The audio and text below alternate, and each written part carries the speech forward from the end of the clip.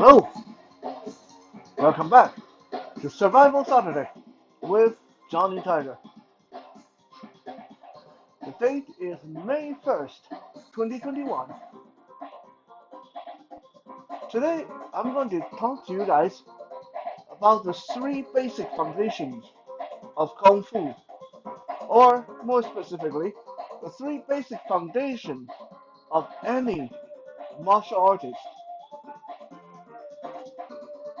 Now, if you're wondering, what does that have to do with Survival Saturday? Because if you are ever in a survival situation, you need to fall back and relying on these three foundations. You need to have solid foundations in these three for you to be able to survive in a physical confrontation, in a dangerous situation, in, yeah, even a zombie apocalypse.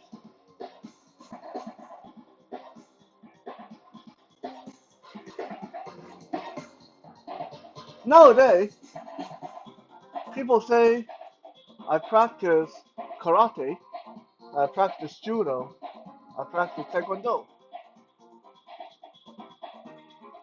To blanket all in a Chinese term, you would say I'm practicing Kung Fu. Now, I'm not talking about just Chinese Kung Fu or Tai Chi or Wing Chun or Shanda or any of those. I'm talking about Kung Fu as how it was intended to be. You see, the word Kung Fu is not really meaning to be a martial art. Kung Fu basically means martial skills. Martial skills. So you can say to a Chinese person, any kind of martial art, judo, karate, muay thai, boxing, jiu-jitsu, whatever, it's all classified as kung fu. It's basically martial art. So no matter what you practice, in strict Mandarin term, you would say, I am learning or I'm training in kung fu. I'm practicing my kung fu.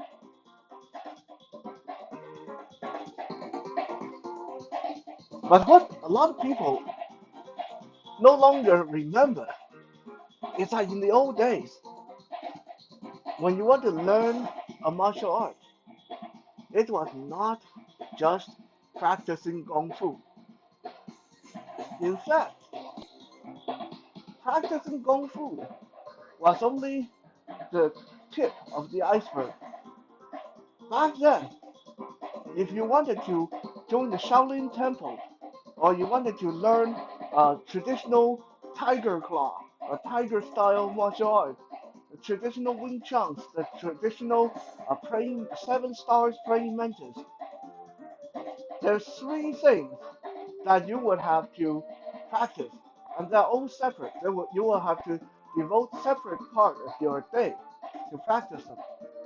One is your kung fu, and this is the physical aspect, the actual techniques, the building of techniques, the building of muscles, how to stand, how to punch, how to duck, how to move. In another word, that is mostly what you are taught nowadays and nothing else. But back then, people took martial art serious enough that there's actually two other elements forming the three foundations to a martial artist. There is the physical side of it, which is the kung fu. There is the mind part of it, which form the knowledge, the understanding, the decision making. And then there's the spirit, which means willpower, intensity, and dedication and intention. And if you're lacking in any of these categories, then you would be a flawed martial artist. You're not complete. Nowadays, it's like you walk into a dojo or a MMA gym, and all you do is punch the punching bag and do a lot of push-ups, and punch the punching bag some more, and do some skip rope and stuff like that, jump rope. to our American friends, and then that's it. That's it. You do that long enough, and you're a martial artist. There's no one there to get you to work on your mind. There's no one there that wants to spend the time to talk to you about the spirit. But that means you're only getting part of the package.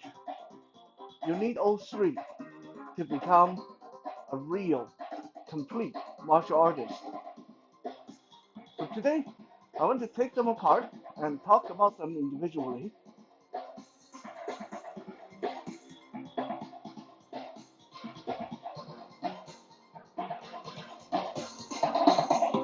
First, let's talk about the body, the Kung Fu. The body, obviously, is the one that's going to take a lot of work, and it's a part that you will, most likely, most people, most martial artists will work on the hardest. Because that is the part that you can actually show your friend, and they'll think you're really cool. That is the part that you can show the world. You can go on stage and demonstrate, and everyone thinks you're really cool. That is the part that will get you on the movie set if you get become a movie star, and people think you're really cool. It's a visible part of it. So the body, the Kung Fu, it involved with training techniques, throwing the same punch over, over, over again until you no longer have to think about it. Taking punches over, over, over again until you no longer think about it or you no longer react to it. Doing a lot of weight training, doing a lot of physical activity to make your body as strong as possible. So you not only have the technique, you have the body to deliver those techniques. And for anyone who tell you that if you are good at your technique, you don't need the body, that is pure nonsense. Okay? I have seen really good martial artists getting into a fight with a lesser trained martial artist, and then that lesser trained martial artist actually kicked his butt, actually kicked the butt of a much better trained guy because the lesser trained guy is a lot bigger and uh, a lot stronger. So don't let people fool you into thinking that because you have the technique, you don't need the physical strength. One quick example I can give you. Uh, if someone, I'm going to stand sideways so hopefully you guys can see this a little bit. Let's say Bruce here grabbed my wrist, and I have this really cool technique by rotating my hand. A lot of us learned this one. Rotate your hand so the blade, the thinner part of your wrist, catch the part between his thumb and finger, and I twist myself out free of his grip. Right? In theory, that is a great move. But if I don't have the physical strength to carry this out, most likely he grabbed my wrist. And let's say he's 200 pounds and I'm 90 pounds. He grabbed my wrist, and I can stand here and twist and pull all day. It's not going to work. Okay, you are not going to be able to twist your wrist to get that thin part of your wrist to go to that weak part of his grip if he's super strong and you are not that strong. Okay, this is why body is important not only in technique but in conditioning, exercise, and power building.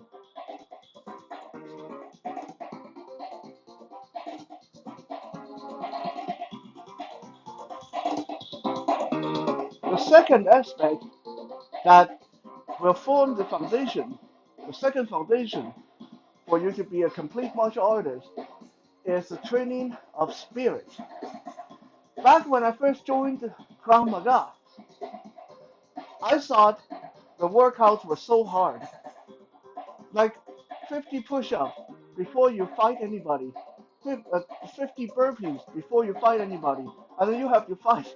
I thought it was so hard, and I thought, well, maybe eventually I'll get so used to this, and it won't be hard anymore.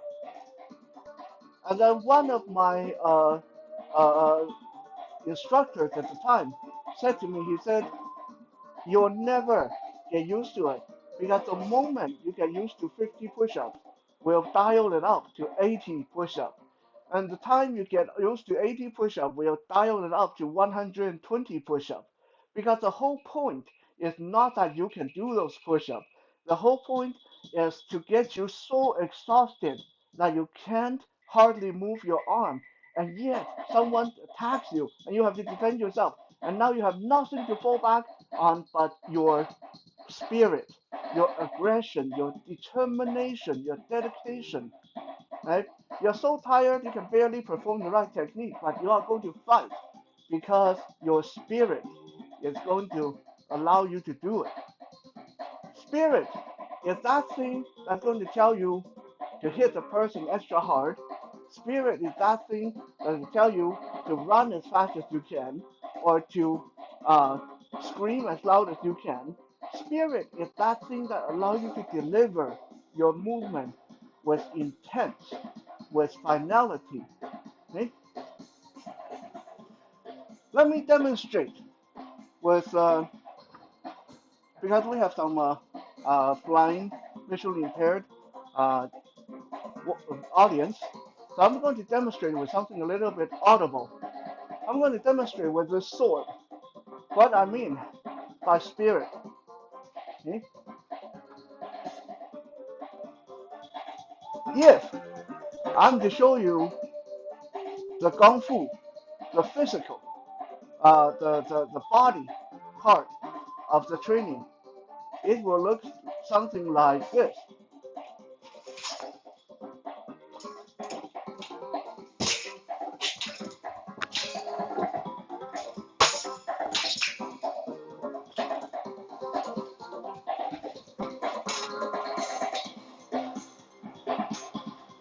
Just like that.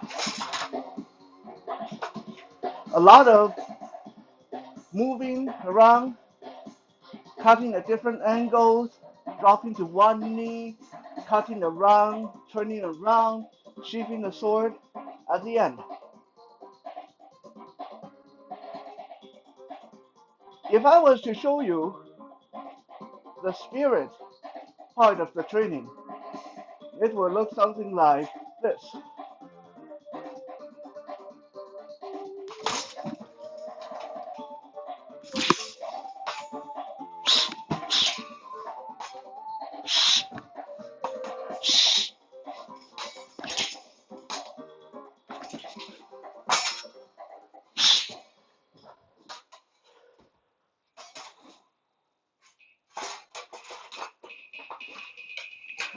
Now, how was that different? There was not as much dancing around. If you look at it, if you go back and look at the movement, I move way less, but it takes way more energy out of me because every cut, every thrust was delivered with intention. Intention to penetrate, intention to cut through. I wasn't doing this to show I have great form.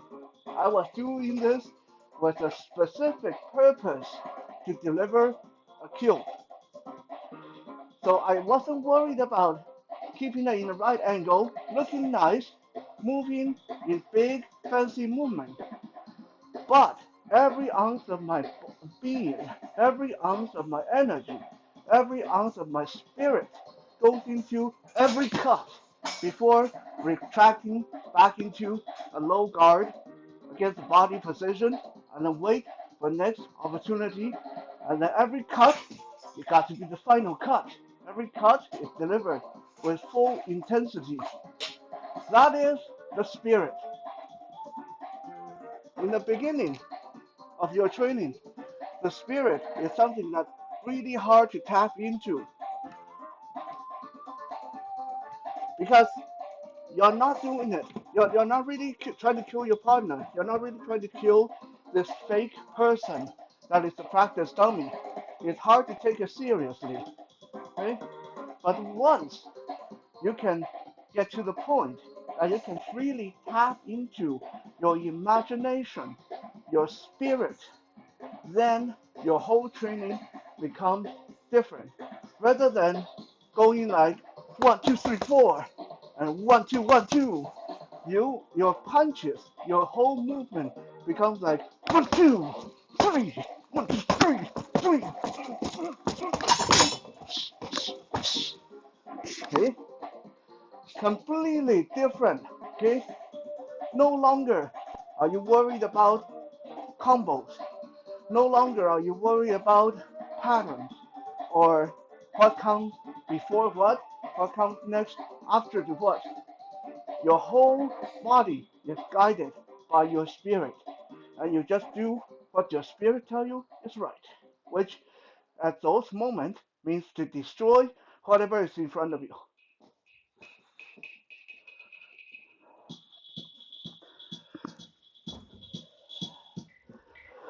Last but not least is the training of the mind.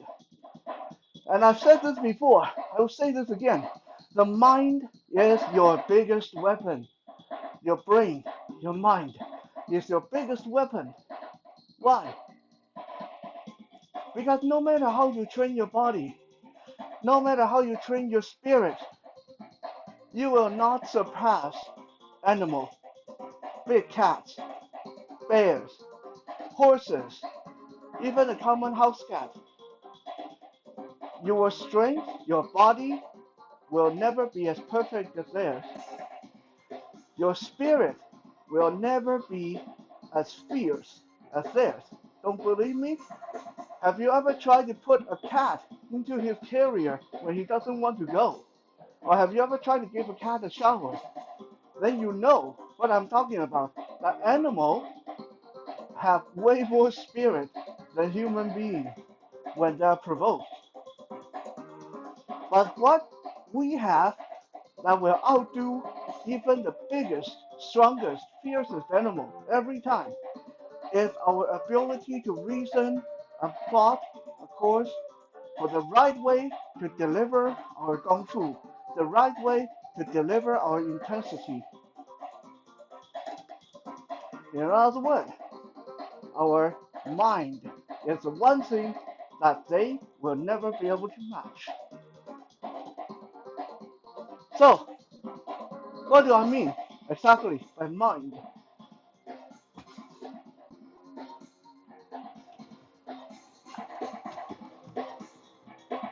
In Krav Maga, we are taught various ways of disarming somebody. If someone comes at us with a gun, or a knife, or a stick, if the gun pointed at our belly, at our head, in our rib cage, our chest, or in our back. Now, when someone actually comes at you and points this gun at your head, your body, you have the technique, you have the body, you're strong. Your spirit is fierce. You're thinking, I am going to do my move and I'm going to pulverize them. And then you go and do your move. And then your first move is to perfectly deflect the gun to the side. Your mind did not register that there were bystanders, children, women, old people. Maybe you are in a shopping center. So you go into your super Krav Maga move, deflect the gun to the side, and the guy go bang, bang, bang. A whole bunch of innocent bystanders die because you did not use your mind.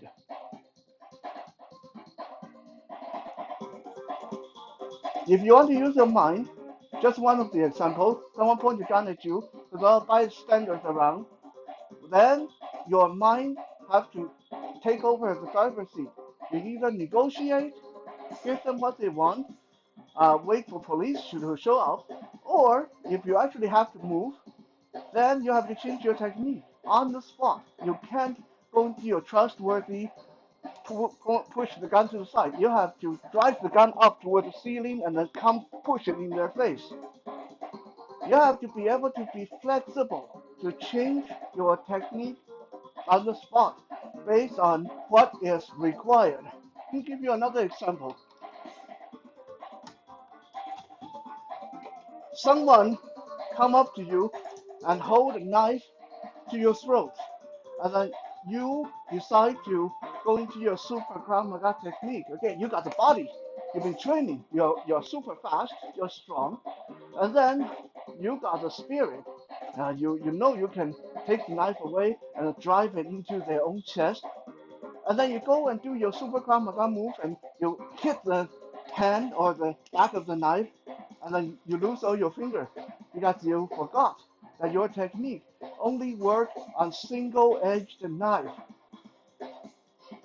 This is again where a working mind will be able to tell you that this technique is not going to work. You have to, rather than hit the knife, the back of the knife with a hand, you got to hit the inside of the wrist and push this away from you, and then step in and then get inside the reach of the knife and try to control that arm. There's so many changes in a real life conflict. None of your katas, none of your combos, none of your technique is going to work if you don't have the mind to remember to be flexible, to be able to change things up on the drop of a dime. One time I told one of my students to headlock me so I can do a headlock defense. And our standard headlock defense in Krav Maga is when someone comes and throw their arm over your neck to headlock you, you drop your arm down on their forward standing leg to try to anchor them in place and so they can't throw you down. And then you do your Krav Maga thing, hit the groin, grab the eyes and pull the hair and drive it down to the floor. So I told my student, headlock me. And he came over and headlocked me. And I went into my Krav Maga stuff. I started to draw my elbow down onto his front leg, except there was no front leg because he didn't know how to do a proper fight stand. So when he did a headlock, he didn't have the front leg in the front thing that we all come to expect. He has his feet next to each other. He stands perfectly straight. And then he did a big headlock. And then I ended up having to change things up on the spot and grab his leg and pull him down on the ground. Okay? That is yet another reason why it's so important to train the mind. Because before you put your uh, body in gear, before you put your spirit in gear, that mind have to assess, what am I doing here? How can I do this to the best of my ability without getting hurt? And what am I going to do when things don't work right away? So, quick recap. Three foundations of a complete martial artist is the body, do a lot of weight training, do a lot of conditioning, work your technique, work your combo. The spirit, practice how to deliver your fight with full intensity. Visualize, imagine, meditate. So if you have to fight while you're half drunk or half asleep, or if someone just hit you on the head and you are really dazed, you can still fight. Your spirit should take over. And above all else, train your mind. Train your mind. Read up on examples. Watch examples. Listen to what people say.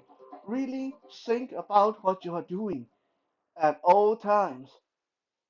Okay, I like to analyze a lot of fights. I like to analyze a lot of robbery, self-defense stuff go wrong. Some of them went right. Why am I doing that? A lot of people they say, why do you do that? It's already passed. But you said this guy did this wrong. This guy did that right. It's done. It's pointless for you to criticize.